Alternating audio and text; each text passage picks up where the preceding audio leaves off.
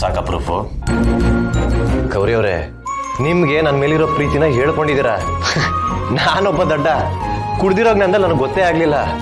At least ಈಗ್ಲಾರೋ ನಿಜ ಹೇಳಿ, ನಿಮ್ಗೆ ನನ್ನ ಮೇಲಿರೋ ಪ್ರೀತಿ ಸುಳ್ಳಲ್ಲ ಅಲ್ವಾ? ಇಲ್ಲ ಇಲ್ಲ, ಆ ಥರ ಏನೂ ಇಲ್ಲ. ಗೌರಿ ಅವರೇ, ಇಷ್ಟು ಖಂಡಿತವಾಗಿ ಅದನ್ನ ಹೇಗೆ ಹೇಳ್ತಿದ್ದೀರಾ? ನಿಮ್ಗೆ ನನ್ನ ಮೇಲೆ ಪ್ರೀತಿ ಅನ್ನೋದೇ ಇಲ್ವಾ? ಇಲ್ಲ ಅಂತ ಹೇಳಿದ್ನಲ್ಲ.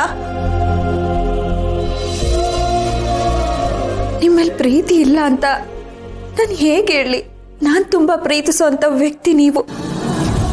ಆದರೆ ನಮ್ಮ ಅಕ್ಕ ನಿಮ್ಮ ಮನೆಗೆ ಮಾಡಿರೋ ಕೆಲಸಕ್ಕೆ ನಾನು ನಿಮ್ಮನ್ನ ಪ್ರೀತಿಸ್ತೀನಿ ಅಂತ ಗೊತ್ತಾದ್ರೆ ನನಗೂ ಅವಳಿಗೂ ವ್ಯತ್ಯಾಸ ಇರಲ್ಲ. ಮೋಸ ಮಾಡೋಕ್ಕೆ ಬಂದು ಸೇರ್ಕೊಂಡಿದ್ದೀರಾ ಅನ್ನೋ ಮಾತು ನನ್ನಿಂದ ಸಹಿಸ್ಕೊಳಕ್ಕಾಗಲ್ಲ. ಇದ್ರ ಜೊತೆಗೆ ನಮ್ಮ ಅಕ್ಕನ ಜೀವನಕ್ಕೂ ಇದರಿಂದ ತೊಂದರೆ ಆಗುತ್ತೆ. ಅದಕ್ಕೆ ಬೇಡ, ನನ್ನ ಪ್ರೀತಿ ಇವ್ರಿಗೆ ಹೇಳೋದೇ ಬೇಡ. ಗೌರಿ ಅವರೇ, ಇಷ್ಟೊಂದು ಏನು ಯೋಚನೆ ಮಾಡ್ತಿದ್ದೀರಾ? ನಿಮ್ಗೆ ನನ್ನ ಮೇಲೆ ಪ್ರೀತಿ ಇದೆಯೋ ಇಲ್ವೋ? ಇಲ್ಲ ಯಜಮಾನ್ರೆ. ಸರಿ, ಪರವಾಗಿಲ್ಲ. ಅಟ್ಲೀಸ್ಟ್ ನಾನು ಪ್ರಪೋಸ್ ಮಾಡಿದಾಗ್ಲಾರು ನಿಜ ಹೇಳ್ಬೋದಾಗಿತ್ತಲ್ವಾ? ಅಯ್ಯೋ, ಆ ಥರ ಏನೂ ಇಲ್ಲ.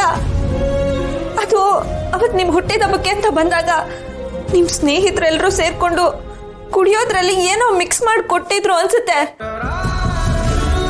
ಅದಕ್ಕೆ ಆ ರೀತಿ ಬಾಯಿಗೆ ಬಂದಾಗ ಏನೋ ಮಾತಾಡಿರ್ಬೋದು. ಆ ಮಾತುಗಳೆಲ್ಲ ಮನಸ್ಸಿಂದ ಬಂದಿದ್ದಲ್ಲ.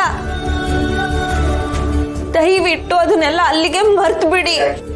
ಏನ ಮರ್ತು ಬಿಡಿನ? ಅದ್ ಹೇಗ್ರಿ ಅಷ್ಟು ಈಸಿಯಾಗಿ ಹೇಳ್ತೀರಾ? ಮುಂಚೆ ಎಲ್ಲ ನೀವು ನನ್ನ ಮೇಲೆ ಪ್ರೀತಿ ಇಲ್ಲ ಅಂತ ಹೇಳ್ಬೇಕಾದ್ರೆ ನಾನು ಅದನ್ನ ನಂಬ್ತಿದ್ದೆ, ಅದನ್ನೇ ನಿಜ ಅನ್ಕೋತಿದ್ದೆ. ಆದ್ರೆ ಈಗ ನನ್ನ ಹತ್ರ ಪ್ರೂಫ್ ಇದೆ. ಇನ್ಮೇಲೆ ಯಾವುದೇ ಕಾರಣಕ್ಕೂ ನಾನು ನಂಬಲ್ಲ. ಇಲ್ಲಿಂದ ಏನ್ ಬೇಕಾರೋ ಆಗ್ಲಿ, ಯಾರು ಬೇಕಾರೋ ಬರ್ಲಿ, ನನ್ನ ಮಾತ್ರ ತಡೆಯಕ್ ಸಾಧ್ಯನೇ ಇಲ್ಲ. ನಾನ್ ನಿಮ್ನ ಪಡ್ಕೋತೀನಿ. ನನ್ನ ಮದ್ವೆ ನಿಮ್ ಜೊತೆನೆ. ಯಜಮಾನ್ರೆ, ಯಾಕೆ ಹೀಗೆಲ್ಲ ಮಾತಾಡ್ತಿದ್ದೀರಾ? ಸುಮ್ಮನೆ ಹೀಗೆಲ್ಲ ಮಾತಾಡ್ಬೇಡಿ. ನೋಡಿ, ಮನೇಲಿ ಎಲ್ಲರೂ ಖುಷಿಯಾಗಿದ್ದಾರೆ. ನೀವ್ ಈ ತರ ಮಾಡೋದ್ರಿಂದ ಅವ್ರಿಗೆಲ್ರಿಗೂ ಬೇಜಾರಾಗತ್ತೆ. ನಿಮ್ಗೆ ನಿಶ್ಚಿತಾರ್ಥ ಆಗಿದೆ, ಮದ್ವೆ ಮುಹೂರ್ತ ಗೊತ್ತಾಗಿದೆ.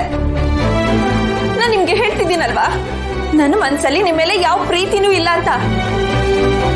ಹಾಗಿರುವಾಗ ನೀವೇ ನನ್ನನ್ನ ಮದ್ವೆ ಆಗ್ತೀನಿ ಅಂತ ಹೇಳ್ತಿದ್ದೀರಾ? ಓ, ನಾನೀಗ ಈ ಮದುವೆ ಆಗ್ತಿದ್ದೀನಿ ಅಂತ ನೀವೀಗ್ಲೂ ಸುಳ್ಳು ಹೇಳ್ತಾ ಇರೋದು?